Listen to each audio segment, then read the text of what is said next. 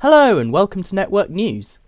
Today we're covering the last minute announcement from GWR that, on Saturday the 31st of January, their pioneering Class 230 battery trains will be entering service on the Greenford branch between West Ealing and Greenford. The trains themselves are made out of former District Line D-stock carriages, though they've been heavily refurbished both inside and out. Originally, the work to modernise and update them was carried out by a company called Viva Rail, who managed to get them in service with London North Western Railway, Transport for Wales and South Western Railway. However, in December 2022, Viva Rail entered administration. Thankfully, GWR swept in to save the day, buying up their assets and intellectual property to continue developing their fast-charging battery technology. Since then, they've had a period of 22 months worth of testing and development to prove the technology is sound, which included an overnight run to set the world record for a battery train of over 200 miles, as well as a crush loading test with passengers, which I was actually on board for. As you can see from the footage I collected, inside they've been refurbished to a very high quality, to the point where you'd basically have no idea they used to be District Line trains. At some point I'll release a full video of that crush loading test on my vlogs channel, so make sure you're subscribed to Michael C if you want to see that. Back to the topic at hand though, and this entry of the Class 230s into service has come as a bit of a surprise to some, as GWR had previously indicated that they were mostly interested in developing the rapid charging battery technology and weren't actually intending to have the 230s enter passenger service.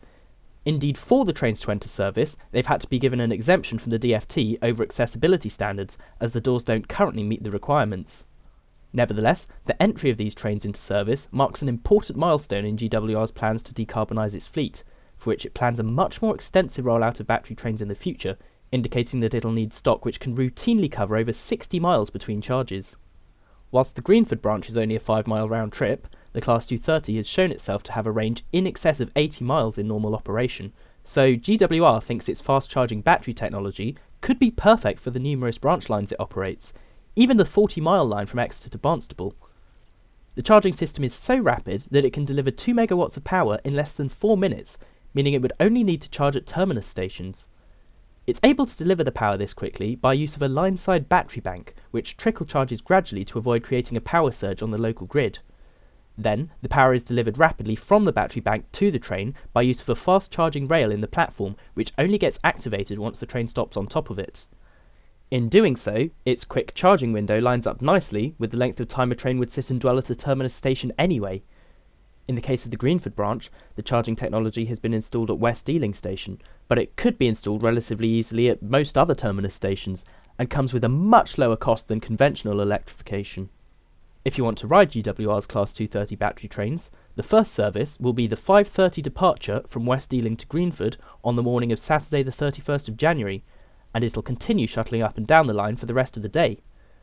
To start off with, the unit will only be operating in passenger service on Saturdays, but GWR has said it will be gradually increasing this throughout the year as they learn more about how it performs in regular service.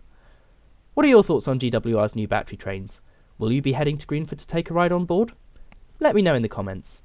Subscribe to Network News for more updates like this, and subscribe to my vlogs channel if you want to see the full experience of me riding the 230s during their crush loading test. Until next time though, thanks for watching.